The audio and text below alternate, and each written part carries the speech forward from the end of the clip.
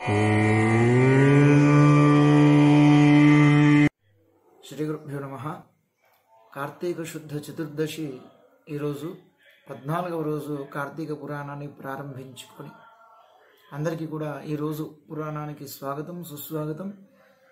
ఈరోజు కార్తీక మాసం. మనం ప్రతిరోజు కూడా కార్తీక మాసంలో ఏం చేయాలి, ఎలా ఉండాలి అనేటువంటి విషయాలని కార్తీక పురాణాన్ని అనుసరించి చెప్పుకుంటూ ఉన్నాం. అందులో భాగంగా ఈరోజు వృషోత్సర్జన అనేటువంటిది చెప్పుకోబోతున్నాం. కార్తీక పౌర్ణమి రోజు నాడు వృషోత్సర్జన చేయాలి అని మనకి కార్తీక పురాణం చెబుతోంది. కార్తీక మాసం నెల రోజుల పాటు శాస్త్రంలో చెప్పినటువంటి ఆచారాలు అన్నీ పాటించడానికి కుదరనటువంటి వారు, అన్నీ చేయలేనటువంటి వారు కనీసం పౌర్ణమి రోజు నాడు వృషోత్సర్జన చేస్తే నెల రోజుల పాటు వ్రతాన్ని చేసినటువంటి ఫలితం వస్తుంది అని మనకి కార్తీక పురాణం చెప్తుంది. మరి అంతేకాదు, గత జన్మలో చేసినటువంటి జన్మాల్లో చేసినటువంటి ఆ పాపం ఏదైతే ఉందో ఈ వృషోత్సర్జన ద్వారా, కార్తీక మాసంలో చేసేటువంటి వృషోత్సర్జన ద్వారా అదంతా నశించిపోతుంది అని మనకి కార్తీక పురాణమే చెబుతుంది. అనంతమైనటువంటి పుణ్యప్రదం అని కూడా దీన్ని వర్ణించింది. మరి ఏమిటి వృషోత్సర్జన అంటే, ఒక ఆబోతు వృషభం, ఆ వృషభానికి అచ్చోసి దాన్ని ఊరి మీద వదిలిపెట్టేయడం, దాన్నే వృషోత్సర్జన అంటారు. అంటే మనం మామూలుగా వింటూ ఉంటాం సామాన్యంగా జనంలో ఒక మాటని, అచ్చోసిన ఆబోతులాగా ఊర్లో తిరుగుతున్నాడు వీడు అనే ఏదైనా సందర్భంలో మనం సామెతలు వింటూ ఉంటాం. అచ్చోసిన ఆబోతు అని. ఆ అచ్చోసిన ఆబోతు అంటే అచ్చేసిన ఇదే అన్నమాట. అంటే అచ్చు వేసినటువంటి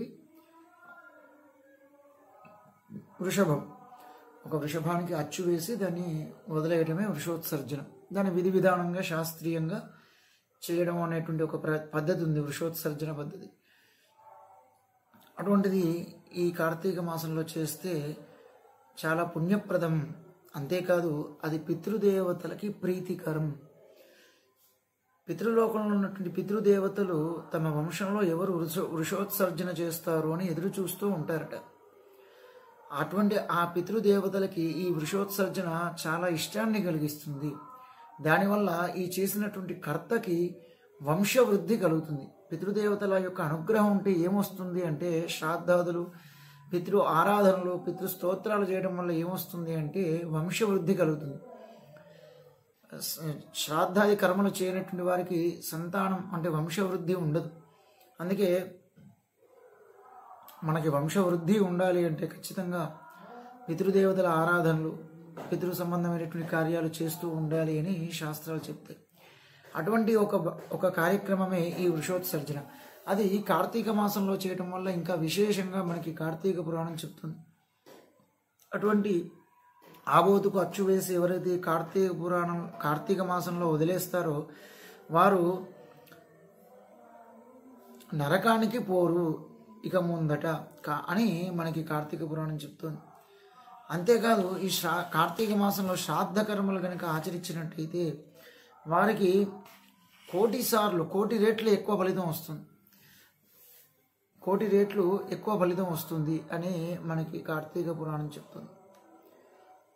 ఈ వృషోత్సర్జనం చేసినటువంటి రోజునాడు, వృషోత్సర్జనం అయిన తర్వాత సాయంత్రం ఆలయానికి వెళ్ళి అక్కడ శివుణ్ణి, విష్ణుమూర్తిని దర్శించుకొని ఆనాడు పూజలు చేసి దీపారాధన చేసి జాగరణ చేసినట్టయితే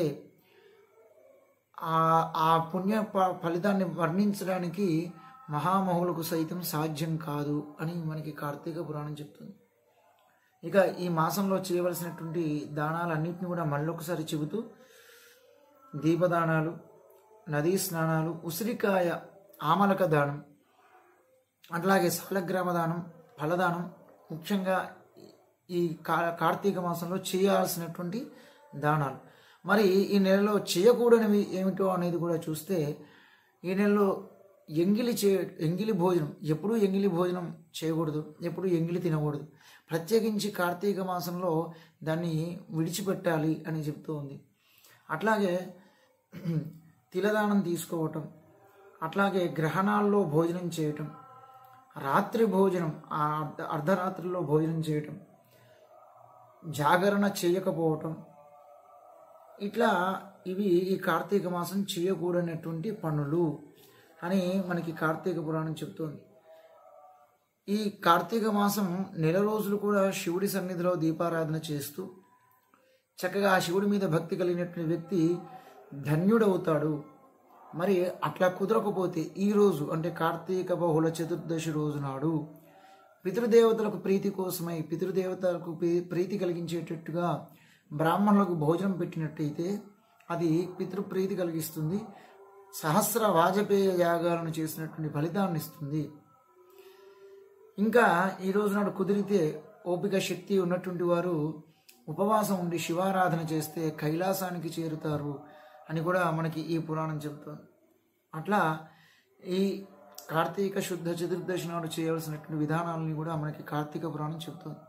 శక్తి ఉన్నప్పటికీ చేయకపోవడం దోషంగా మనకు చెబుతూ విధి విధానంగా కార్తీక మాసం నెల రోజులు కూడా ఈ నియమాలన్నీ ఆచరిస్తే వారికి పూర్వజన్మలో జరిగినటువంటి విషయాలు కూడా గుర్తుకు వస్తాయి. అంటే జన్మజన్మల జ్ఞప్తి కూడా వాటికి కలుగుతుంది, జ్ఞానం జన్మాంతర జ్ఞానం కూడా కలుగుతుంది అనేది మనకి ఈ పురాణం చెబుతుంది. ఈ విషయాన్ని మనం చాలా విశేషంగా ఆలోచించాల్సినటువంటి అంశం అన్నమాట.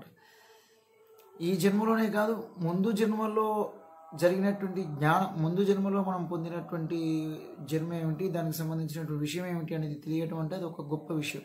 అటువంటి జ్ఞానాన్ని కూడా ఈ కార్తీక మాసాన్ని చక్కగా నియమనిష్టలతో చేయడం ద్వారా పొందవచ్చు అని మన కార్తీక పురాణం చెబుతుంది. ఇక్కడితో ఈరోజు పురాణానికి స్వస్తి చెబుతూ ఓం శ్రీ గురుభ్యో నమః. శ్రీకృష్ణ చరణారవిందార్పణమస్తు.